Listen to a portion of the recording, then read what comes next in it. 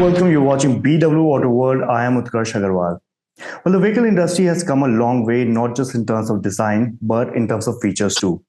One of the latest tech that we witness in vehicles is the connected car technology. And as the market grows, there will be a need for data storage solutions too.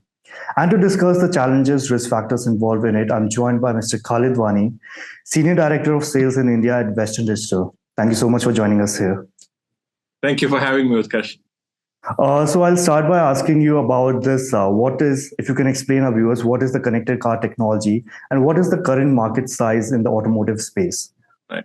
Utkarsh, before we even move to discuss in depth the connected car market, I wanted your viewers to recognize something which is so critical for us as a country, as an economy. A lot of people out there wouldn't know that we are the world's largest tractor, two-wheeler, and three-wheeler manufacturers, with almost 37 million people generating employment out of the automotive industry in India.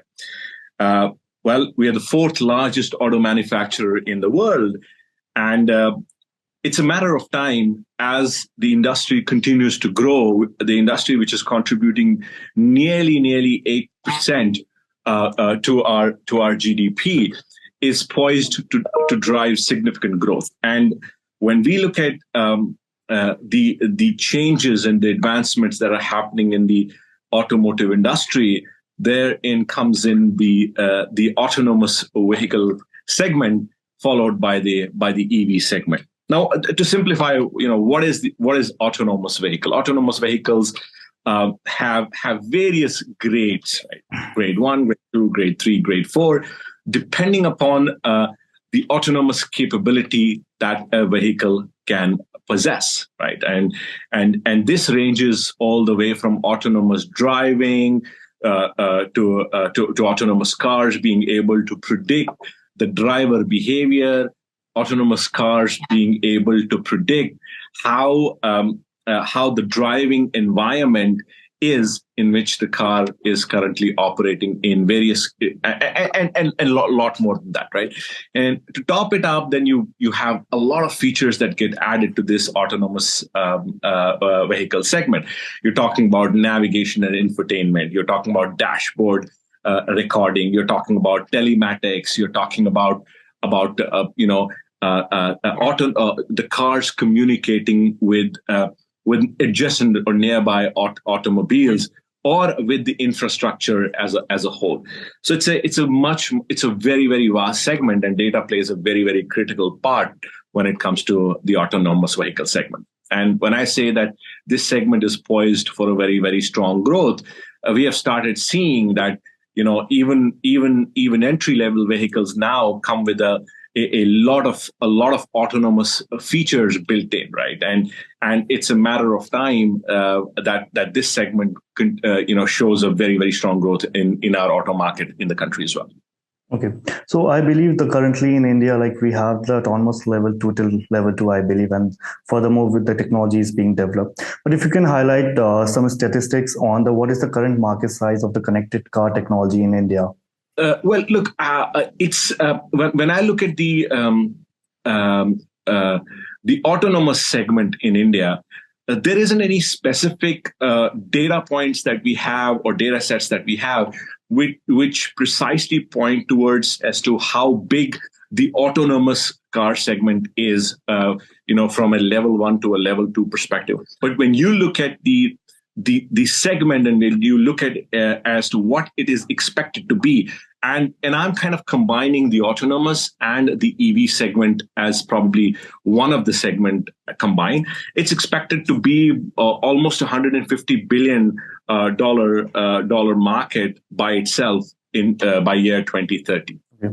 So where does the need for storage solutions come in picture for this autonomous vehicles? Storage plays the most critical part when it comes to the autonomous vehicle segment. Let me explain to you in a very simple terminology, right? When we look at autonomous vehicles, and let's look at the highest grade of autonomy on the vehicle, which is autonomous driving, right? Imagine the car that is equipped with multiple cameras and sensors, which are not only reading real time and capturing video feed real time about the road conditions, the environment, the traffic behavior around that particular vehicle, but also analyzing in real time the driver behavior, right? And when you look at data storage plays a very, very critical part, because all of this data is running through AI ML and being analyzed in real time for the car to take predictive decisions based on all of these various factors. So in real time, you're looking at a car capturing pictures, videos, analyzing them in the real time, and taking decisions. And all of this requires both on-prem as well as cloud-based storage capabilities. Now, you know that when it comes to an automobile, it kind of operates in various environments. It could be very harsh, cold or hot environment, bumpy roads. So you need storage capabilities which are able to address all these needs. And the good thing is, when you look at Western Digital as a whole, Western Digital has the broadest storage portfolio. We believe that cars now are going to be data center on wheels, requiring anywhere between 2 terabytes to 11 terabytes of average storage capabilities. And whether it's a hard drive, whether it's a solid state drive, whether it is a storage device which is embedded on a dashboard or an infotainment system, or a micro SD card that goes into a dash cam recording device, Western Digital covers the entire segment of storage needs that an autonomous vehicle would be needing. So that's where Western Digital comes into play with our product portfolio, and that our product portfolio is able to cover the end-to-end storage requirements of the autonomous vehicle industry. Okay. You also mentioned about the cloud. So where does the WD plays a role in the cloud? I believe that this real-time data would also be can be stored on the clouds too. So where does the WD plays a role in that? We have a very very interesting analogy that we use very internally within Western Digital. It says, whether it's in your phone, whether it's in your car, whether it's in the cloud, the likelihood that the storage is being stored on WD is extremely high. Now, let me elaborate as to what I mean by that, right? When you look at cloud storage, cloud revolves around big data and fast data, and all this storage is actually all this data is being stored on high-end data centers, which eventually are using either the SSD products for their fast data requirements or hard drives for their big data requirements. Our portfolio of SSD, the enterprise SSD, NVMe SSDs, addresses the needs of that fast data requirements in the cloud environment or in the data center environment. And then our enterprise grade hard drives are able to address the big data requirements which are there for data centers, right? So between our hard drive and our SSD products, we basically cover the requirements which are there for the data centers to build the cloud environment. That's where Western Digital comes into play. Okay, so when this data would be stored on the clouds too, there would also be a chances or risk of cyber threats too. So how secure the data would be, and where does this WD help in this? Data security has come a long way, and that's a domain that usually is built upon by the data center providers and the cloud service providers. We don't usually comment on that, but my personal view is that it has come a long way. Okay. So do you think the data would be secure enough, or there could be some here and there of a data leaks or something that could be seen in the future? Well, look, I mean, building upon data security is pivotal for everyone, right? Mm-hmm. Including the cloud service providers, including us. So we continue to make sure that we do whatever we can to build the technologies which make data more and more secure. But as I said, right, it's a constant work in progress. Okay. So what do you think? What your perception would be like with autonomous mobility as a driver? We are more dependent upon vehicles and our driving behaviors are not improving. So where does autonomous vehicles stand today in terms of improving our driving behavior and all? Look, there's quite a bit of a hybrid that has evolved over the last many years, right?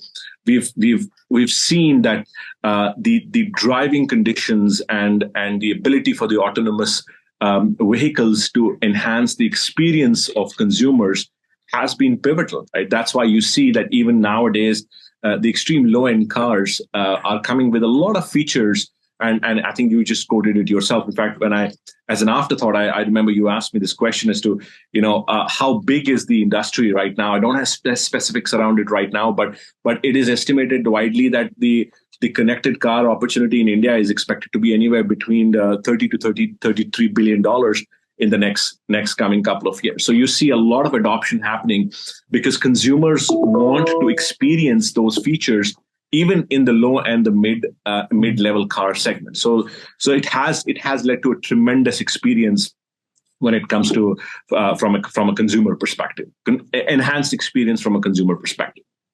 Okay, all right. So what upcoming trends do you see in the autonomous mobility or in the automotive industry coming up in future? We talked about it at length, right? Autonomous driving is clearly a trend that we witness from a global perspective. A much better experience for consumers, from navigation and infotainment perspective is a very strong trend that we continue to see, right? That is leading to a much more enhancement when it comes to the dashboard environment that the cars are creating. The ambience lighting and the ambience features that are built into the cars is becoming a lot more adapted trend, and even low end and mid segment cars are also trying to adopt that.